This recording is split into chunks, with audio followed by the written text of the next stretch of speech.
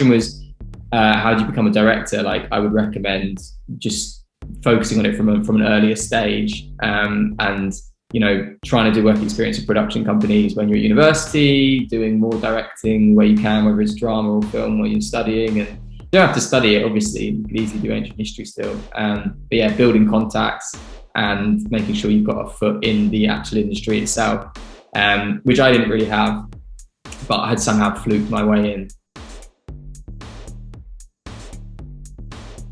I think an important thing for me is like your side interests should always be because you're passionate about doing them. But if you are tactical and think about what can be applicable later down the line, it can surprise you with how they might end up coming in use later on. Like I say, I've been making films since I was 12 and went to university, started doing drama, never really thought I'd make films again. I'd always had ideas and stuff like that, but didn't have an equipment or anything. But sure enough, 5 years later, I'm literally making films for my job. And then therefore all that kind of knowledge, all that thought, all those, vague side studying of techniques and stuff kind of came back in handy. I learned as much from doing the drama side of things that I would use in the workplace as I did from my degree, right?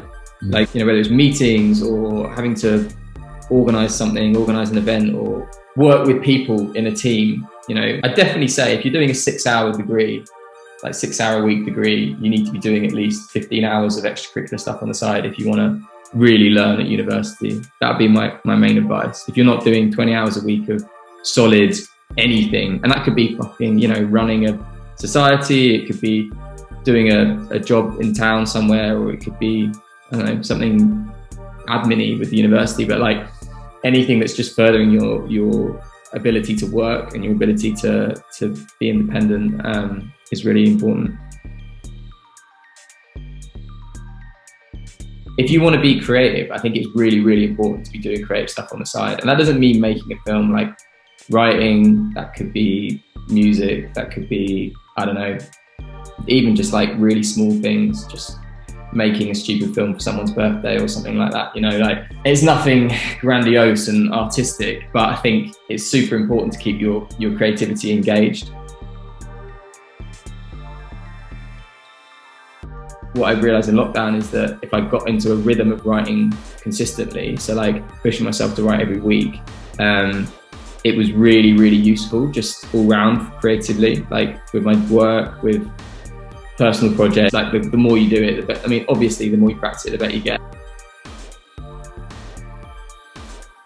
I think it's just maximizing your time really, and like it's so easy to do nothing, right, in our lives. Like, if you've got the sort of drive to not be distracted and to, instead of watching TV all night, or I don't want to sound like one of these entrepreneurs who's telling you to get up at 6 a.m, but like trying to get an hour of personal projects in the morning, like it makes such a difference. And I think, I'll put out that pub film and people be like, when the hell did you make this? And I made that, like, I was editing that on weekends during a really intense work 3-month project I had last year. People are like, when do you make this? Like, how do you have time for this? And I genuinely are like, I'm like, what are you doing with your time?